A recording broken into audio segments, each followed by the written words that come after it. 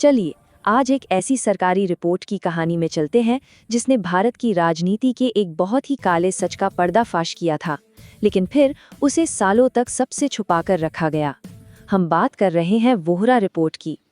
सिर्फ एक लाइन सोचिए, एक टॉप सीक्रेट सरकारी दस्तावेज की सिर्फ ये एक लाइन देश में तूफान लाने के लिए काफी थी। इसने राजनीति के एक ऐसे स्याह पक्ष को उजागर किया जिसकी शायद किसी ने खुलकर कल्पना भी नहीं की थी। तो इस विस्फोटक रिपोर्ट को समझने के लिए हमें थोड़ा पीछे जाना होगा, उस साल में जब देश एक बहुत बड़े सदमे से गुजर रहा था। साल था 1993। दाऊद इब्राहिम गिरोह से जुड़े मुंबई बम धमाकों ने पूरे देश को हिला कर रख दिया था। सरकार पर जबरदस्त दबाव था। हर कोई ये जानना चाहता था कि आखिर ये संगठित अपराध इतना ताकतवर कैसे हो गया। तो सरकार ने आनन फानन में जांच के लिए उस वक्त के गृह सचिव एन वोहरा की अध्यक्षता में एक कमेटी बनाई। लेकिन वोहरा ने जो रिपोर्ट सौंपी, उसके जो निष्कर्ष थे वो किसी की भी उम्मीद से कहीं ज्यादा चौंकाने वाले और डरावने थे। इस रिपोर्ट ने पहली बार आधिकारिक तौर पर उस डर पर मोहर लगा दी जो सालों से लोगों के मन में था कि एक भ्रष्ट गठजोड़ यानी नेक्सस ने देश की सत्ता के ऊंचे से ऊंचे लेवल पर अपनी जड़ें जमा ली हैं। अब ये गठजोड़ काम कैसे करता था? रिपोर्ट ने इसका पूरा कच्चा चिट्ठा खोला। देखिए, ये 3 स्टेप का एक दुष्चक्र था। पहले अपराधी अवैध तरीकों से बेहिसाब पैसा कमाते हैं, फिर उसी पैसे से वो बाहुबलियों का एक नेटवर्क खड़ा करते हैं, और आखिर में राजनेता चुनाव जीतने के लिए इसी बाहुबल का इस्तेमाल करते हैं और बदले में उन्हें हर तरह की कानूनी कार्रवाई से बचाते हैं। ये एक ऐसा साइकिल था जिसने अपराध को सीधे राजनीतिक ताकत में बदल दिया था। लेकिन इतनी बड़ी, इतनी चौंकाने वाली जानकारी सामने आने के बाद क्या हुआ? कुछ नहीं। रिपोर्ट को जनता के सामने लाने के बजाय उसे एक फाइल में बंद करके धूल फांकने के लिए छोड़ दिया गया। 1-2 महीने नहीं, पूरे 22 महीने तक इस रिपोर्ट के विस्फोटक सच को सबसे छिपाकर रखा गया। ये तभी सामने आई जब जनता ने हंगामा किया और मीडिया के साथ साथ विपक्षी दलों ने सरकार पर जोरदार दबाव बनाना शुरू किया। और जब आखिरकार 1995 में रिपोर्ट का एक हिस्सा संसद में रखा भी गया तो हंगामा खड़ा हो गया। विपक्ष का सीधा आरोप था कि ये असली रिपोर्ट है ही नहीं, ये एक काटी-छाटी, सेंसर की हुई रिपोर्ट है और सरकार जानबूझकर उन राजनेताओं और अफसरों के नाम छिपा रही है जिनका जिक्र रिपोर्ट में था।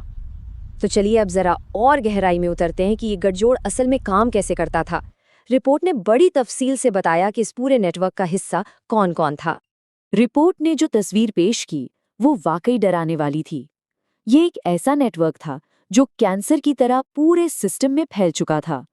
इसमें सिर्फ अपराधी और नेता नहीं थे, बल्कि करप्ट पुलिस वाले, नौकरशाह और यहाँ तक कि न्यायपालिका से जुड़े कुछ लोग भी शामिल थे। और सबसे बड़ी बात, रिपोर्ट ने साफ साफ कहा कि ये सिंडिकेट इतने बड़े हो चुके थे कि हमारा कानून, हमारा सिस्टम उनका कुछ नहीं बिगाड़ सकता था। वो असल में एक पैरेलल सरकार, एक समानांतर सरकार चला रहे थे जिसके अपने नियम थे, अपना कानून था। अब देखिए, वोहरा रिपोर्ट को आए दशकों बीत चुके हैं, तो सवाल ये उठता है कि इतने बड़े खुलासे का आखिर असर क्या हुआ? और विडंबना देखिए, चेतावनी पर ध्यान देने के बजाय हालात और भी ज्यादा बिगड़ गए। आपराधिक रिकॉर्ड वाले लोगों के राजनीति में आने का जो ट्रेंड था वो और तेजी से बढ़ गया। ये आंकड़े इस समस्या की गंभीरता को साफ दिखाते हैं। 2004 में 24% सांसदों पर आपराधिक मामले थे। 2014 में ये बढ़कर 34% हुआ और 2019 तक ये आंकड़ा 43% पर पहुंच गया। मतलब हमारे चुने हुए सांसदों में से लगभग आधे पर क्रिमिनल केस थे। ये लोकतंत्र के लिए एक खतरे की घंटी की तरह है। और ये कोई छोटे मोटे अपराध नहीं थे। 2009 से 2019 के बीच सिर्फ 10 सालों में हत्या और अपहरण जैसे गंभीर आरोपों का सामना करने वाले सांसदों की संख्या में 109% की जबरदस्त बढ़ोतरी हुई। सोचिए, 109%। ये दिखाता है कि ये रिपोर्ट आज भी कितनी ज्यादा प्रासंगिक है। और शायद सबसे हैरान करने वाली बात तो ये है कि आज तक वोहरा समिति की पूरी ओरिजिनल रिपोर्ट, जिसमें माना जाता है कि उस गठजोड़ में शामिल लोगों के असली नाम थे, वो कभी भी सार्वजनिक नहीं की गई। वो आज भी एक राष्ट्रीय रहस्य है। तो ये हमें एक बहुत ही बेचैन करने वाले सवाल पर लाकर खड़ा कर देता है।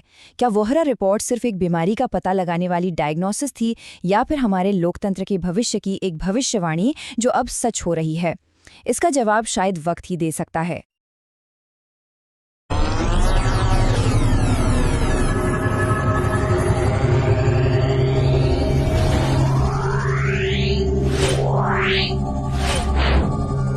Yeah.